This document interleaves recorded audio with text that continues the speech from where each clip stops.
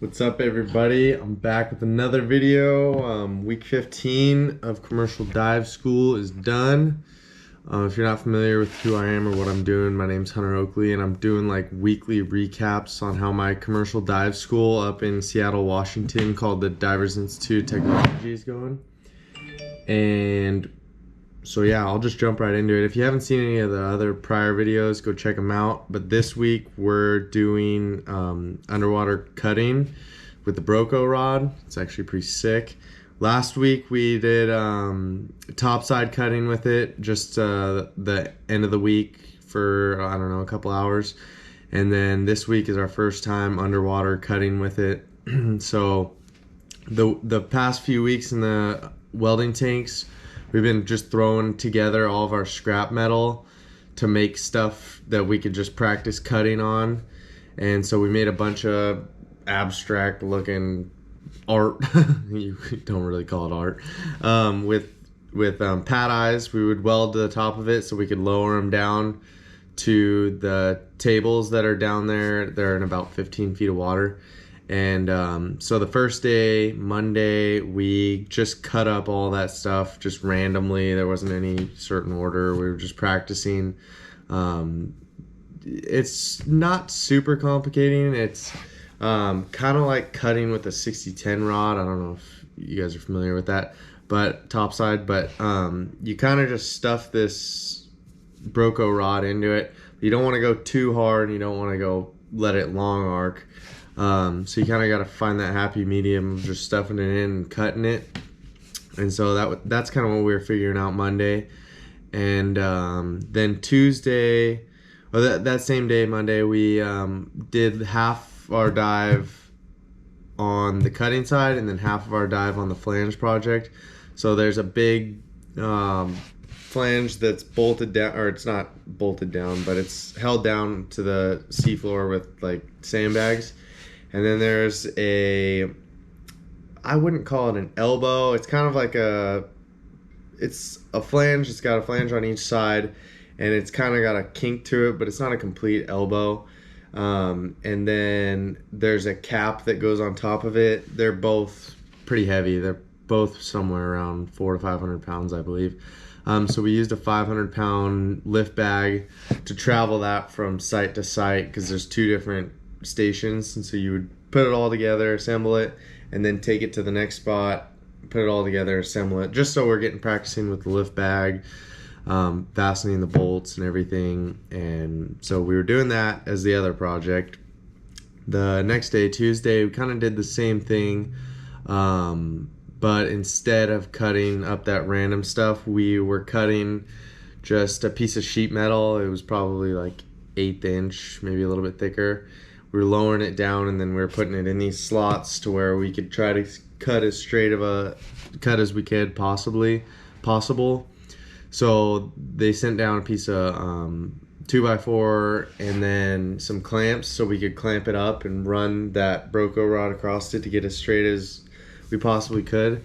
So I did that twice, lined it up across there, felt pretty comfortable doing that. So once I had my straight edge on the top, you can kind of see the distance of how thick you're going. So if you have a nice straight edge on the top, you can just hold that like an inch and try to cut it with freehanding it instead of actually using a guide as that 2x4. So I did a couple more cuts that way, and then same thing, we did the flange that day. So I went over, moved, I believe, the lid. I think I moved both of them and then started slamming bolts into that, and then the dive was wrapped up. And then Wednesday, same kind of deal. It was kind of repetitive this week, but I'm glad that we got a bunch of time cutting, because I've heard that it's a very common thing out in the industry. So same kind of thing, but we were cutting I don't know, it was probably a 10-inch piece of pipe. And when you're cutting with a Broco rod, it releases hydrogen and can create basically a bomb underwater. So you got to make sure that whatever you're cutting, it can exhaust all that air that's coming from bubbles, because you're infusing oxygen, and I believe it's a magnesium, like pieces of, I don't know, I wouldn't consider it wire, but sort of like that. and then that's what burns and creates the super hot thing that you're adding the oxygen to it, and it's creating like a super hot, basically like a kind of like an oxy torch, not really.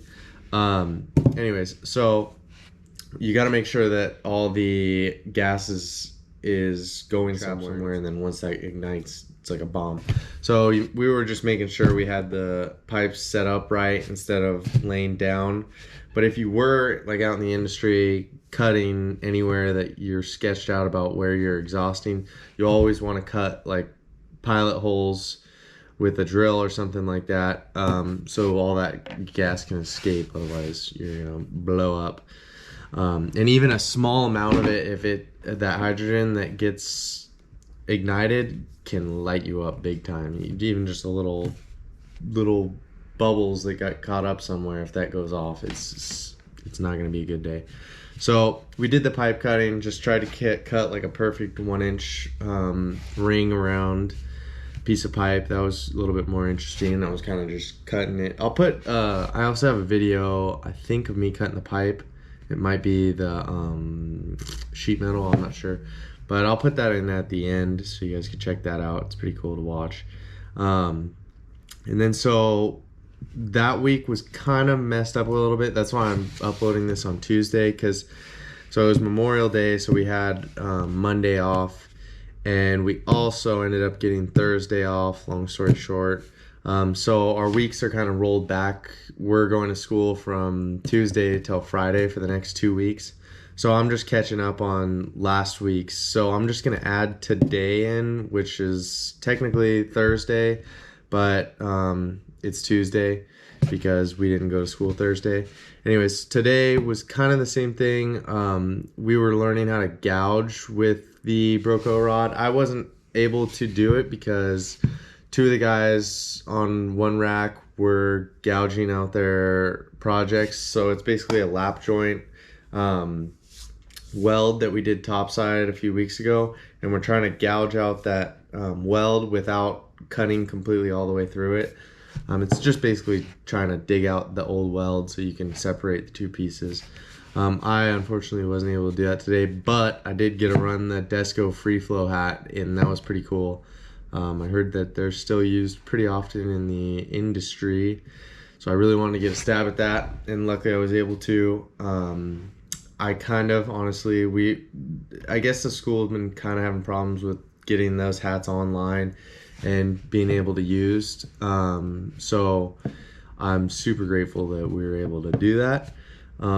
So we kind of just went down there for, I think it was like a 40-minute dive or 30-minute dive. It was pretty short, but we were able to go down there and get situated and figure out your exhaust and free flow and kind of how to balance it out. And it's a really cool hat, actually, once you get it dialed in. It's kind of just floating on your head. It doesn't really, whereas a Kirby Morgan is a lot tighter and you have the oral nasal, this is just nothing's in front of you. You could see the other guy, because both of us on that rack were running Descos, so you could see their whole face. It's pretty cool.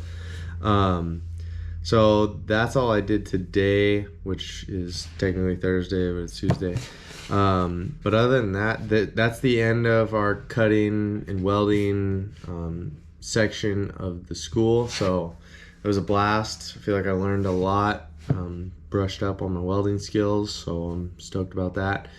Next week, which is Wednesday, we're starting NDT, which is non-destructive testing, so that'll be awesome. I think we're in the classroom, so I'm stoked for that. I'll throw in those clips at the end of me cutting underwater.